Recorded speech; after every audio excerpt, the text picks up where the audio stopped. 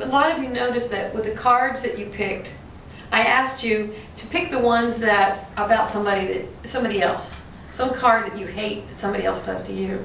And then I said, and how many of you do that too?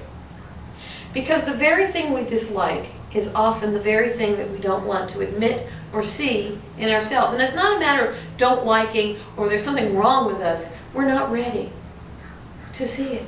That lesson has not presented itself yet. We're not ready to learn that lesson. There's so many darn lessons in life that they come out. You know, good thing we have long lives, most of us, that, you know, these lessons can come out little by little. And when the student is ready, the lesson will appear.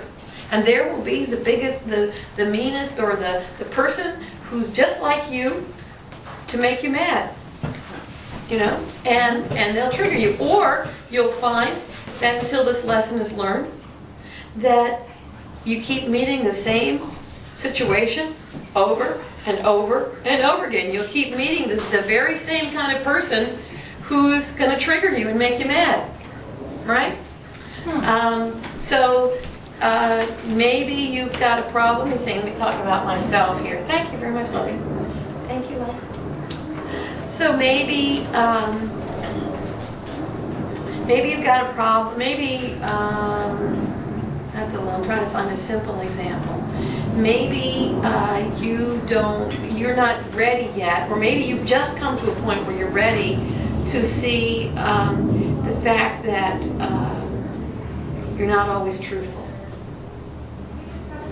So you meet person after person who isn't truthful, or somebody who's close to you lies to you, and you go ballistic, and you're really angry, or you're seething, or you're just mad, or for however you show your anger.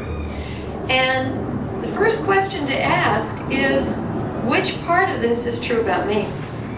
Because often it is, and that's why it's made you mad. And we call that an edge. You've been invited to your edge of yourself to start looking at yourself. So I'm talking about right now listening to other people. And why I'm mentioning this is so that we can have compassion for somebody else's anger, even if it's directed at us.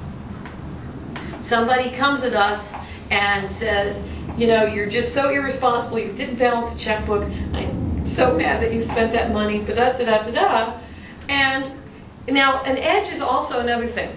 An edge is also not just something that's in you that you don't like, but maybe it's a part of you that you want.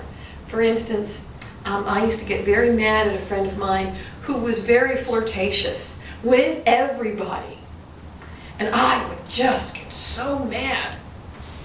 And yet I came to realize that there was a part of me that wanted to be flirtatious.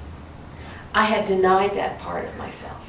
So maybe somebody who's mad that you're frivolous with money is jealous that you could be that free, or is wanting to be that free. So it's either something that somebody is and doesn't want to look at, or wants to move into. So either way, they've come to the edge and they're looking down over the precipice at themselves. And here's this opportunity to look. So I see listening as an opportunity. Listening is a way to help us grow. So in this case, when we listen to somebody who's angry, if somebody comes to us who's angry, the first thing I think is how wonderful they're at an edge. Whatever the edge is, and my job is to help them get over this edge. Now, the only problem is it presents our own edge. Because they come at us with something, and suddenly, triggers, defense, no. And so what's happening is edge meets edge, quite often. And your stuff reminds me of my stuff, and your stuff reminds me of my stuff, and it's the same stuff. And who's going to own the stuff? Quite often, that's what's happening. So how do you go about this listening, especially when it's directed at you? Oh, it's so easy to listen to somebody else when they're not angry at us. Really is, relatively. And so we'll talk about both things. Which is more helpful to you to listen to right now? When somebody's angry at you, or if somebody is angry at somebody else? What's that mean? When they're angry at somebody else. When they're angry at somebody else is easier? You want to talk about that first? Yeah. That's the easier one. Okay, does anybody ever get angry at you? Sure. Okay, okay. So we'll start with somebody else, okay? So what happened, let me just keep going. The pain, so in order to get rid of that energy that we've got, that energy of that anger, whether it comes from an unmet need or being at an edge, there's energy. And in order to even look at what the need is or what the edge is, you have to dissipate the energy. We're going to do a little exercise tonight called emptying the jug. But I want to give you a picture. And it's as if we are a jug.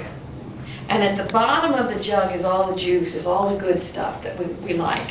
It's all the gems, all our gifts, all our wisdom. But when we're angry, we're full of gas. There's all this gas. Oh gosh, and you can't stand it. And when we listen to something, it's just like a balloon blown up. So we've got a jug and a balloon, two images, counterposed them, put on top of one another. And so here we are, we've got somebody comes to us and they're angry, and they've got all this gas. In order for them to get down to that wisdom at the bottom, we've got to get rid of the gas. So what we need to do is to acknowledge the anger.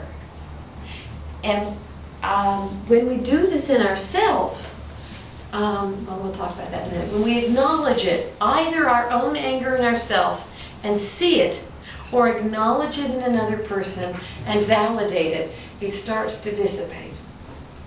So if you go, somebody comes at you, rah, rah, rah, rah, rah, to just let them listen and let all that gas come off.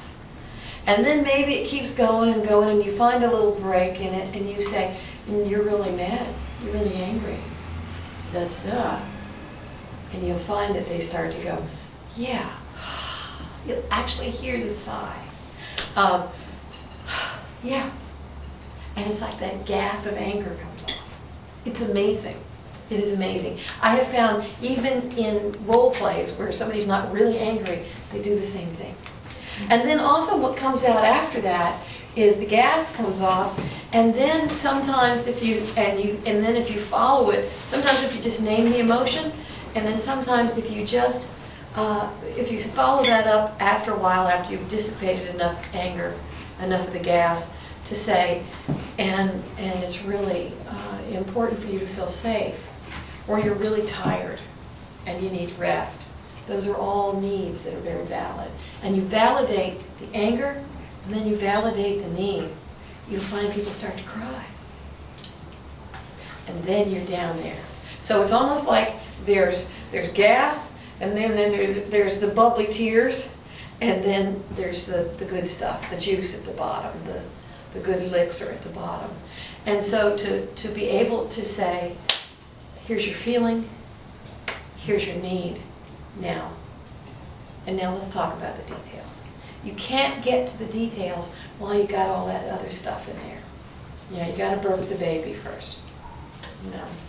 Anything you want to ask at this point about all this? What's the difference between annoyance or irritation and anger? Is that just a lower level of it? I would say so. I would say it's stuffed anger. You know? And it's the irritate, and you've got the balloon squeezed, and it's going,